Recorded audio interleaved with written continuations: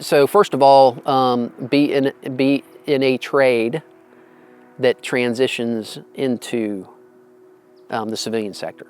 And so I had grown up on the distribution side, and then gotten into war planning side, and then aircraft maintenance side, and then I went to go be a functional manager for logistics.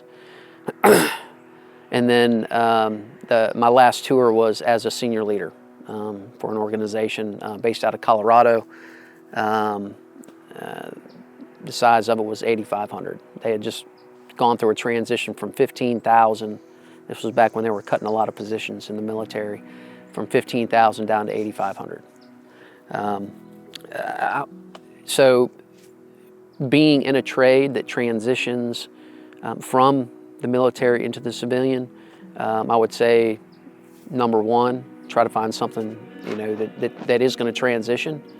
Number two, continue with your education.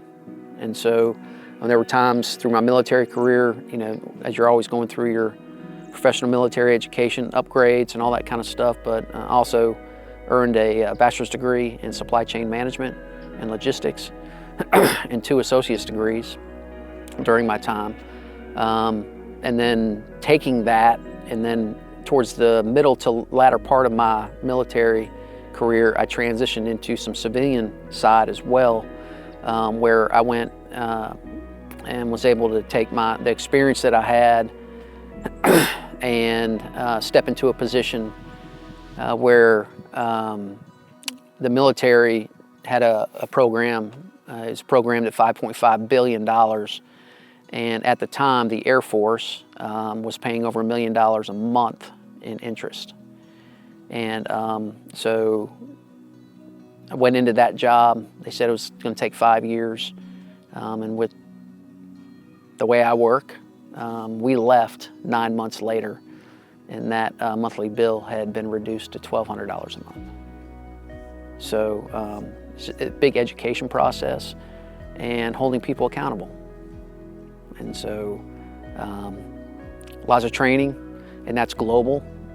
So we had folks that we had to train in Europe, we had folks we had to train in the Pacific, and as well as Asia. So working all hours to be able to make sure that we're providing the training, and then working through the commands to be able to make sure that there's accountability from the command level all the way down to the units. And it was a very quick transition. But ran that course, and then I was off to the next one.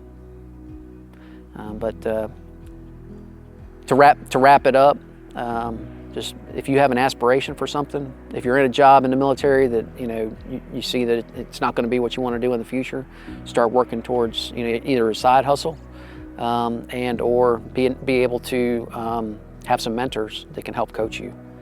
My military career was very successful.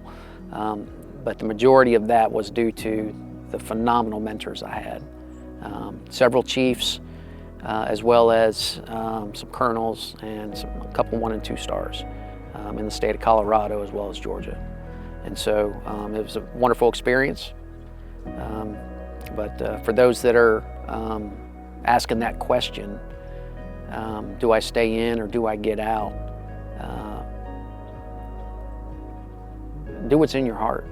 And if the military's not there, and you find something on the outside that interests you and something that you're good at, by all means do it.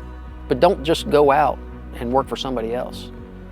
Go out, learn a trade, get in that trade for 3 to 4 years, get your certifications, and go start your own business. That's what America is.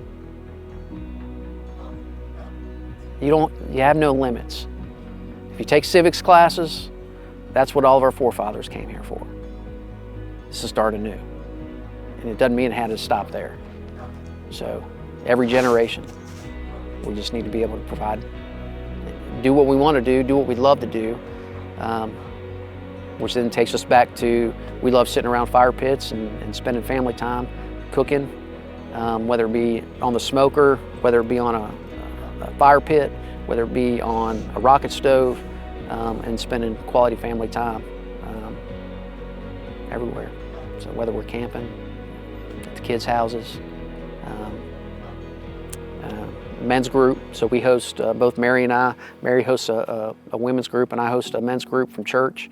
And the guys, they talk about it all the time. Hey, we can't wait to get back out to hang out under the pavilion and get the fire going, and be able to get into the Word, so that we can go out and practice being disciples and bring more people into the kingdom.